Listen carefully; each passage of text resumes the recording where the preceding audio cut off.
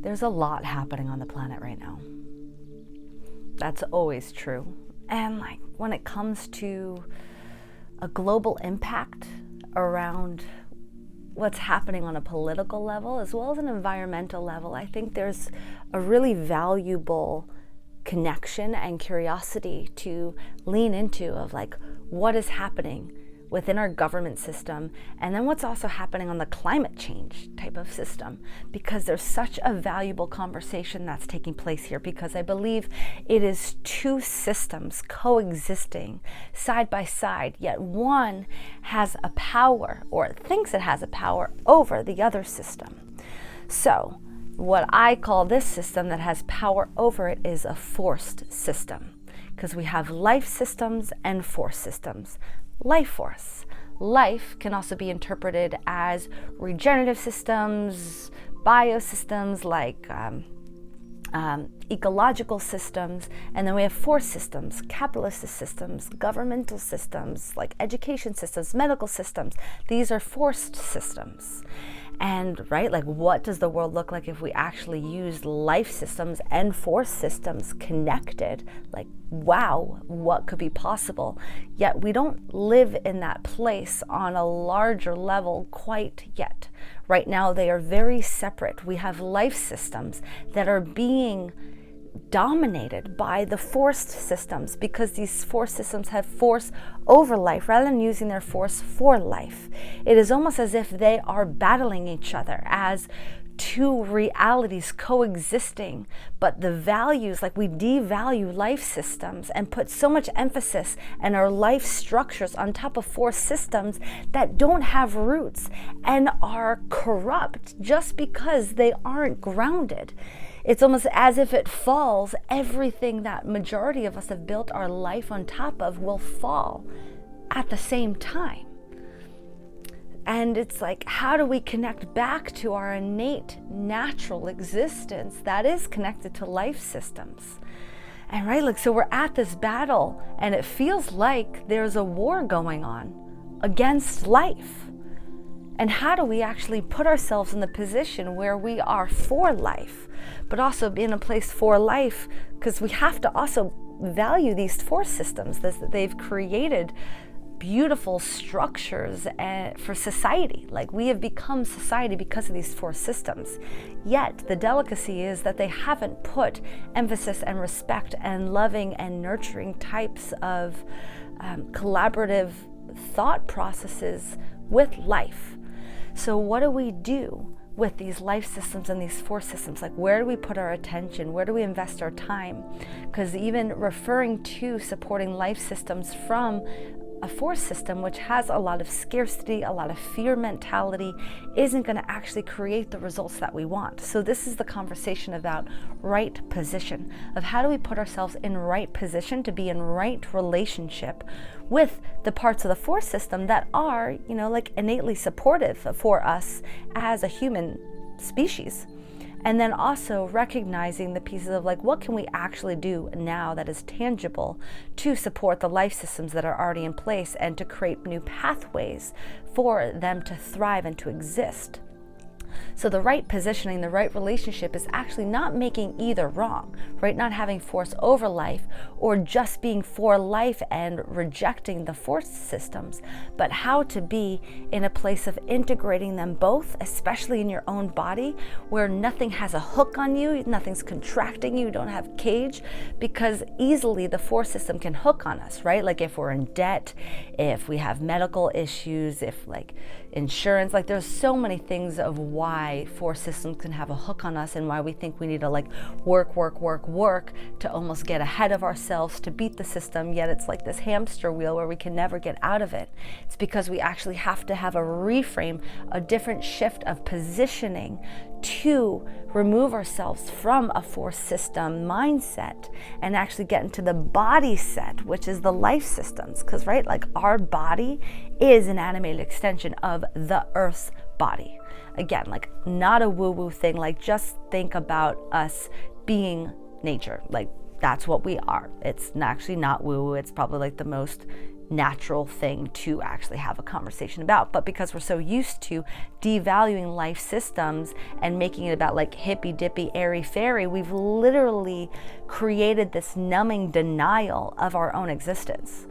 And that is what I believe has caused so much pain for so many people. Like, we're having an epidemic of loneliness and depression and isolation.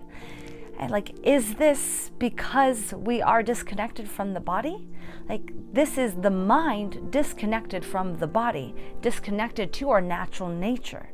When we're anxious and having these types of anxieties and working and overproducing and obtaining so much information that we don't give ourselves the time to respect the living system that is here right in our body.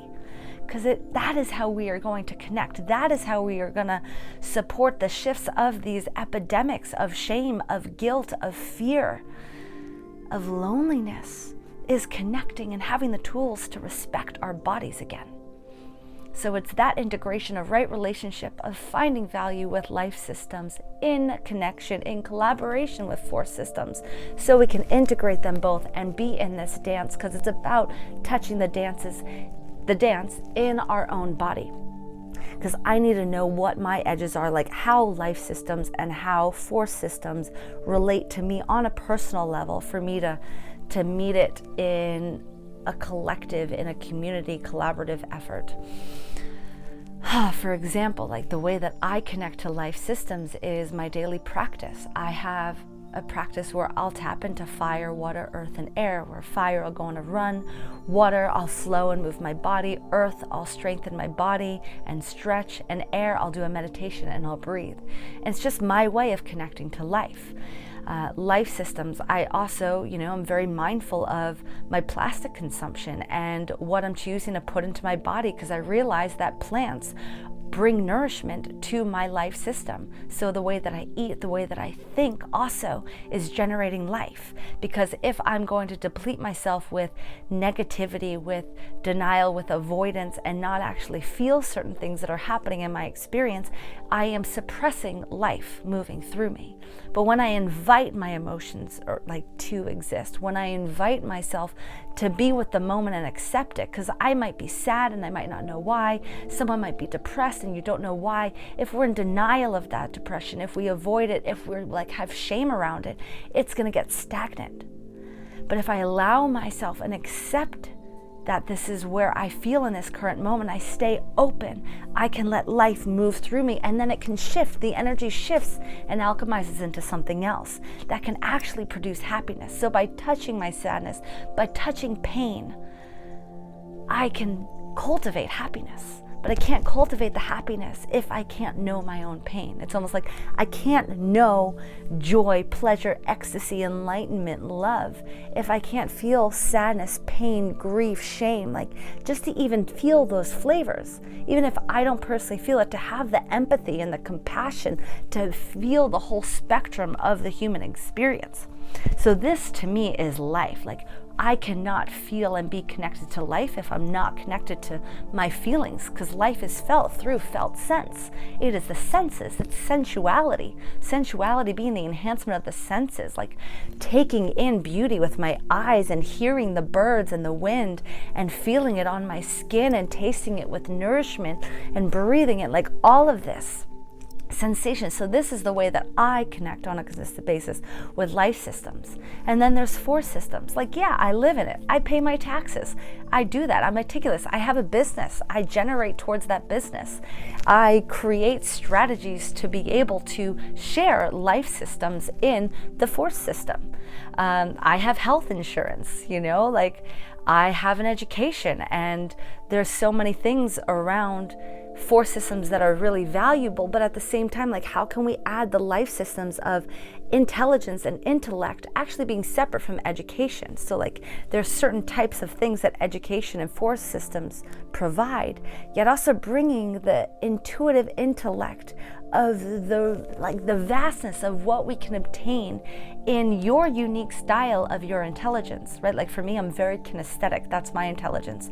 Others Others are musical, some are mathematics, some are linguistic, some are intrapersonal intellectual skill sets. There's actually, like, I believe 9 different intellectuals based, I forget the person who did that study, but there's so many different ways. So it's like using the 4 systems with life systems to understand what your like incredible intelligence is, and being able to use that intelligence of your natural life force, your natural life system being implemented in forced systems. So how can you find the dance where the internal world and the external world are congruent with each other?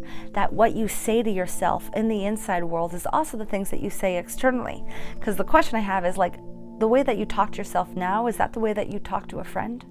Because if it's not the way that you talk to a friend, but this way you're talking to yourself, then there's this incongruence in how you are actually showing up with your life. You might be indecisive. Things might not feel like fluid. It might be hard because you're like working so hard in the grind to get stuff done, to push and prove and validate.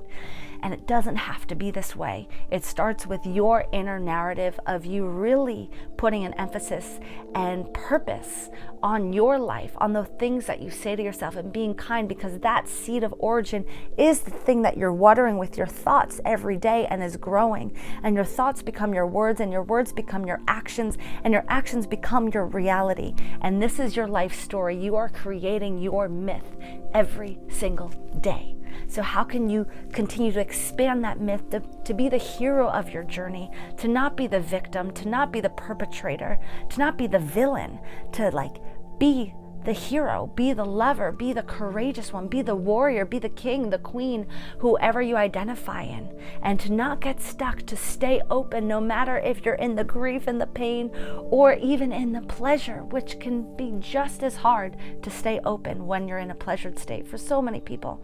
So allowing yourself to just be with yourself and be kind. And how can you find the integration of forced systems and life systems for yourself in your life? Because that is the ultimate life force. That is the life force that all living things have, especially you.